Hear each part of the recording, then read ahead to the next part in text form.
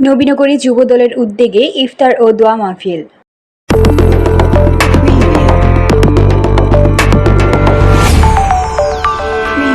Nurnagar news, সময়ের সাথে সত্যের পথে। ব্রাহ্মণবাড়িয়ার নবীনগর উপজেলা যুবদল ও পৌর যুবদলের উদ্যোগে মঙ্গলবার বিকেলে নবীনগর মহিলা ডিগ্রি কলেজ মাঠে ইফতার ও দোয়া মাহফিল অনুষ্ঠিত হয়েছে।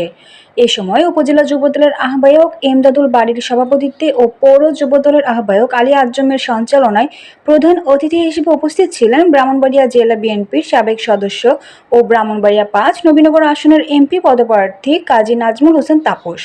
বিশেষ অতিথি হিসেবে উপস্থিত ছিলেন নবীনগর উপজেলা পরিষদের সাবেক চেয়ারম্যান ও উপজেলা বিএনপির সাবেক সভাপতি ইঞ্জিনিয়ার শফিকুল ইসলাম, নবীনগর পৌরসভার সাবেক মেয়র মাইনুদ্দিন মাইনু, সাবেক পৌর বিএনপি সভাপতি ও সাবেক পৌর কাউন্সিলর আবু সায়েদ, নবীনগর পৌরসভার সাবেক কাউন্সিল ও জিয়া মঞ্চের আহ্বায়ক আল মামুন, নবীনগর উপজেলা যুবদলের সাবেক সভাপতি মফিজুর রহমান মুকুল, জিয়া মঞ্চের সদস্য সচিব রুবেল আকরাম, পৌর ছাত্রদলের সাবেক সভাপতি রুবেল, উপজেলা যুবদলের সাধারণ সম্পাদক পদপ্রার্থী রাজু খান, উপজেলা ছাত্রদলের সাবেক আহ্বায়ক আপেল মাহমুদ সহ বিএনপি, যুবদল, ছাত্রদল, সহযোগী ও অঙ্গ সংগঠনের নেতৃবৃন্দ উপস্থিত ছিলেন।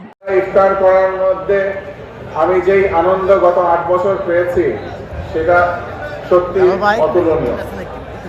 আমি আমার পিতা মরহুম আলহাজ কাজী মোহাম্মদ আনোয়ার হোসেন সাহেব মারা যাওয়ার পর আমি চেষ্টা করেছি, আপনারা সবাই ব্যস্ত থাকেন, আমরাও কর্মজীবনে ব্যস্ত, ফুসে উঠেছিল আমরা যেন কেউ সেই কারণগুলো নবীনগরের মানুষকে এবং বাংলাদেশের মানুষকে আর ফিরিয়ে না দেয়।